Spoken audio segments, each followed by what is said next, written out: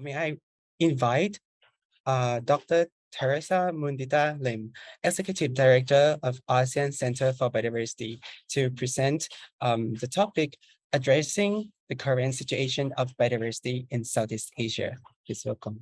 So, Ms. Geeta Sabarwal, United Nations Resident Coordinator in Thailand, Dr. Netithorn Praditsarn, Deputy Secretary General, Global Compact Network in Thailand, stakeholders and experts from the United Nations and members of the Global Compact Network Thailand.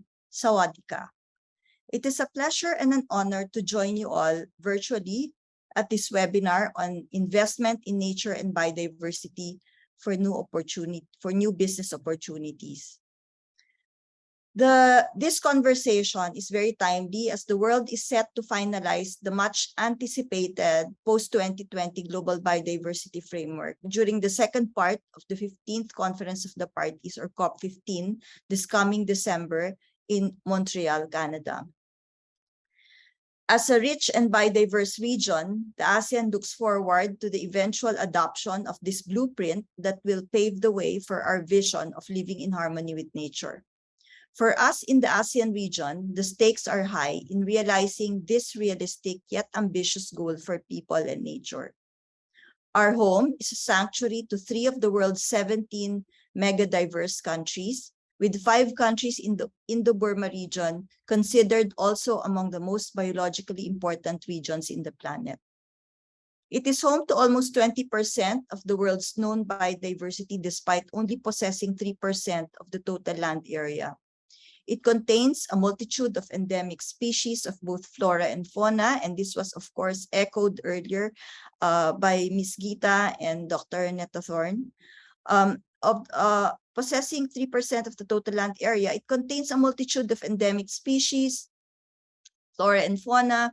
This rich natural heritage provides valuable services to more than 650 million people and serves as an essential resource base for the region's economic development, estimated to be valued at tens of trillions of dollars every year, far larger than the global gross domestic product. Unfortunately, our lives within the region remain vulnerable to looming threats. From 2012 to 2018, over 1,200 disasters occurred in the ASEAN, incurring damages estimated to be valued at $15.9 billion, equivalent to 3 times the ASEAN's collective annual gross domestic product. Recently, parts of the Philippines were also devastated by Super Typhoon Noru, with more than 56,900 houses damaged. One of the most badly hit areas was the municipality of Burdeos, a small island off Luzon mainland with a population of 30,000 people. Due to the strong winds, storm surges, and inundation experienced by the island, some 80 to 90% of houses were damaged in parts. The COVID-19 pandemic has highlighted the links between nature, health, and prosperity, pushing almost 11 million Southeast Asia into absolute poverty, living below $5.5 per day or less. The collapse of economic systems, particularly in lower income in the region, has left millions without livelihoods, impacting supply chains and destroying vital commercial sectors such as tourism. The ASEAN region is no stranger to disease outbreaks, given the past occurrences of Ebola, Nipah, SARS, and H5N1 influenza, among others. The ongoing COVID-19 pandemic and the possibility of thousands more zoonotic viruses crossing over to humans seem to suggest that we have to prepare for the worst. But the pandemic has also catalyzed greater awareness in the ASEAN on the implications of biodiversity loss.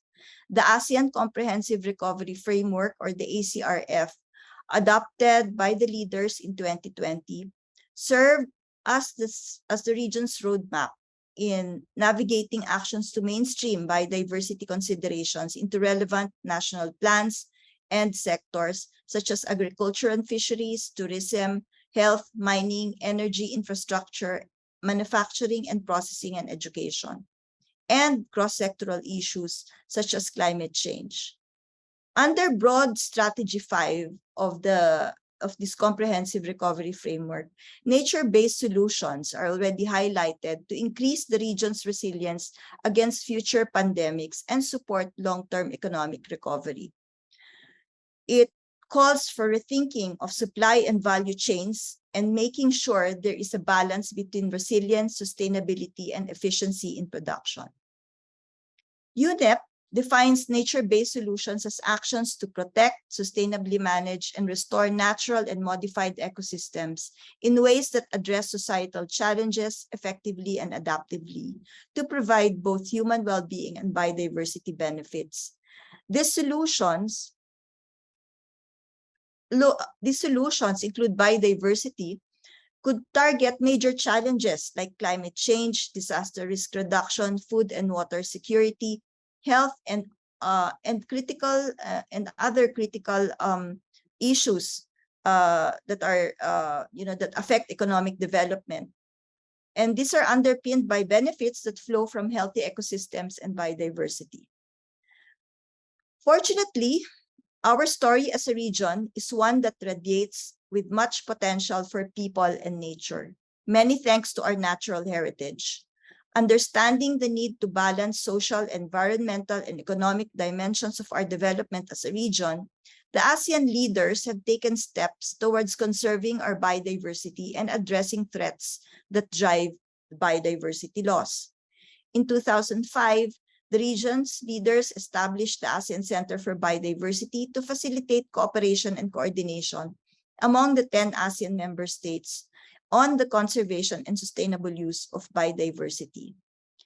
After 17 years, we continue to work hand in hand with the ASEAN member states in carrying out its integrated approach to tackle the drivers of biodiversity loss in the region.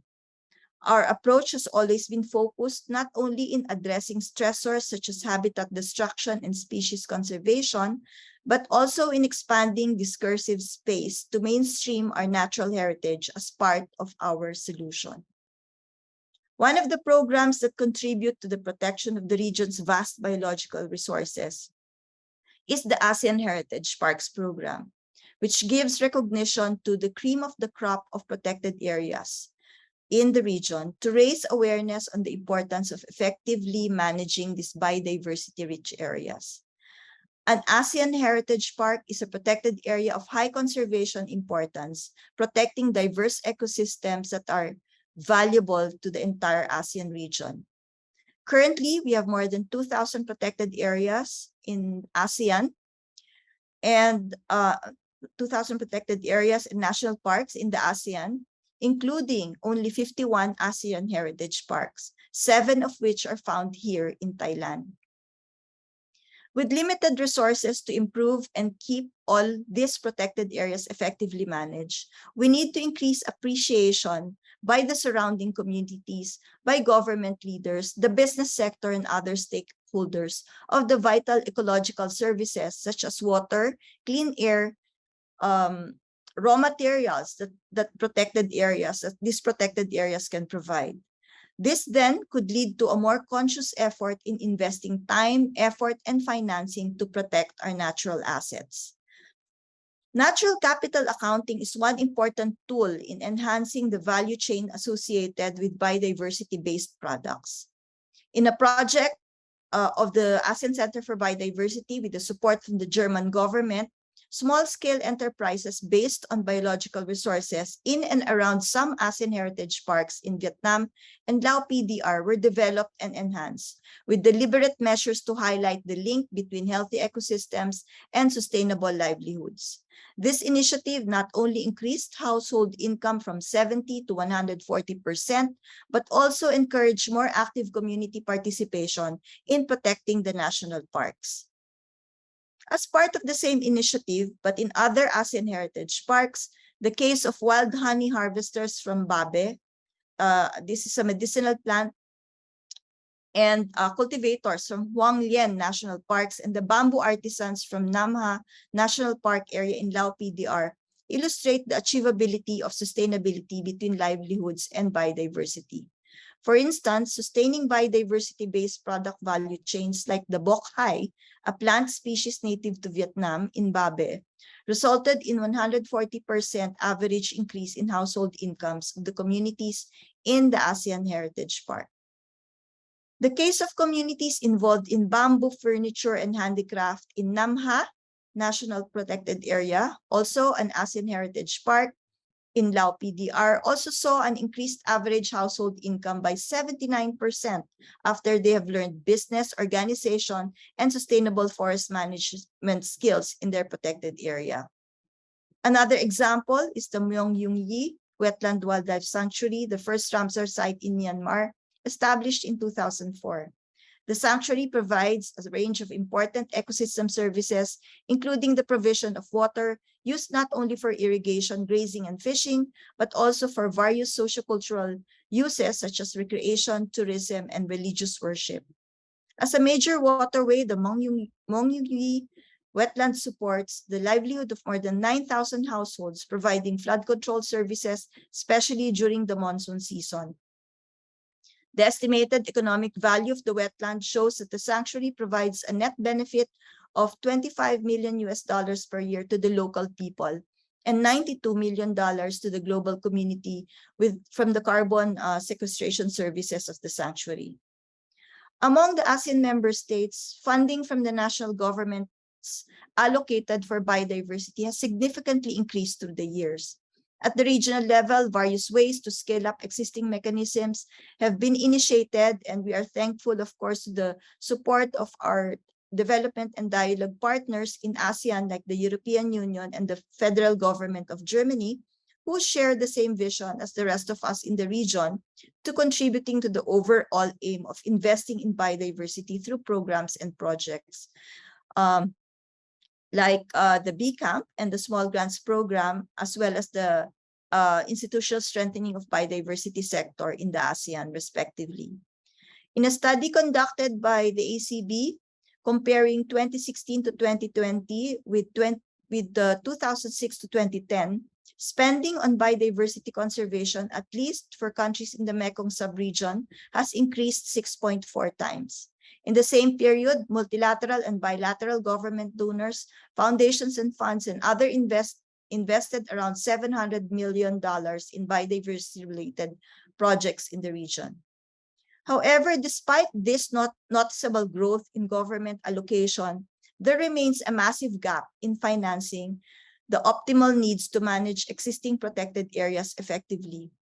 While protected areas and ASEAN heritage parks are recognized for their essential role in maintaining biodiversity and providing the ecosystem services attached to them, the sustainable management of these critical areas has always been hindered by insufficient financing.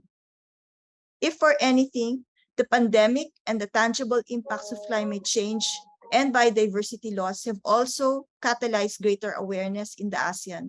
More and more previously dissociated sectors and understanding how nature is an integral part of ensuring sustainable management, risks, and strengthening accountabilities. The inclusion of nature as a solution is in fact a no-regrets action that can be justified from economic and social environmental perspectives, whether natural hazards or climate change. Working on scaling up and broadening this understanding remains integral in our efforts to mainstream biodiversity considerations into our development processes, most especially at the juncture when ASEAN member states are working together in finalizing the monumental global biodiversity framework while implementing our comprehensive recovery plan. Nature is the world's, just to end. Yes. Yeah, Thank just you. to end. Okay.